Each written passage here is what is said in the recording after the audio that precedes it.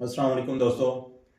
आखिरकार वो घड़ी आ ही गई कि पाकिस्तान ने श्रीलंका को इस महामुकाबले में, जो कि ट्राई नेशन सीरीज़ हो रही थी पाकिस्तान, जिम्बाब्वे और श्रीलंका के दरमियान, उसमें पाकिस्तान ने श्रीलंका को शिकस्त दी है और इस टाइटल को, इस फाइनल को अपने नाम किया है।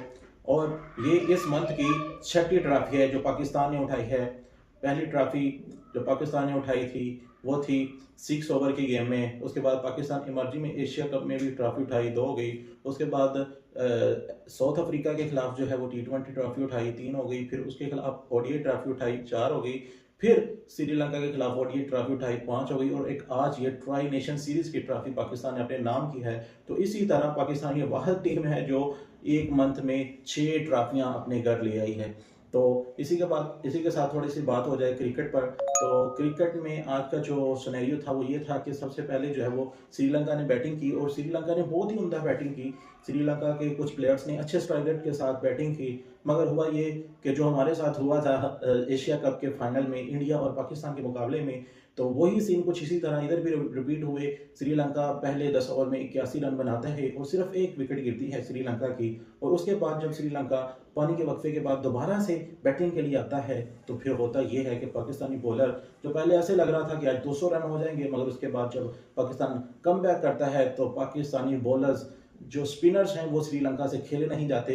जो पाकिस्तानी स्पिनर्स हैं वो 72 बॉल्स फेंकते हैं और जिसमें सिर्फ 52 रन देते हैं और 6 विकेटें श्रीलंका की अहम विकेटें ले जाते हैं। तो उसके बाद श्रीलंका की टीम तितर बितर हो जाती है। उसके बाद पाकिस्तान की बैटिंग की बात की जाए तो पाकिस्तान जब बैटिंग के लिए आता है तो पाकिस्तान सबसे पहले साइम अयूब और फरहान अच्छा चार्ज करते हैं और एक अच्छा जो है वो कि स्टार्ट देते हैं 50+ रन का। तो उसके बाद आते हैं बाबर आजम, जो कि अच्छा जो इनिंग को लेके चलते हैं। और फिर उसके बाद आते हैं आगा सलमान। आगा सलमान ने भी अच्छा स्टार्ट दिया था, मगर एट द एंड वो आउट हो जाते हैं और बाद में बाबर आजम और उस्मान खान इजीली गेम को फिनिश कर देते हैं। और ये रहा आज की जो है कि क्रिकेट की अपडेट आपके साथ। तो पाकिस्तान ने इस मार्के को अपने नाम कर लिया है।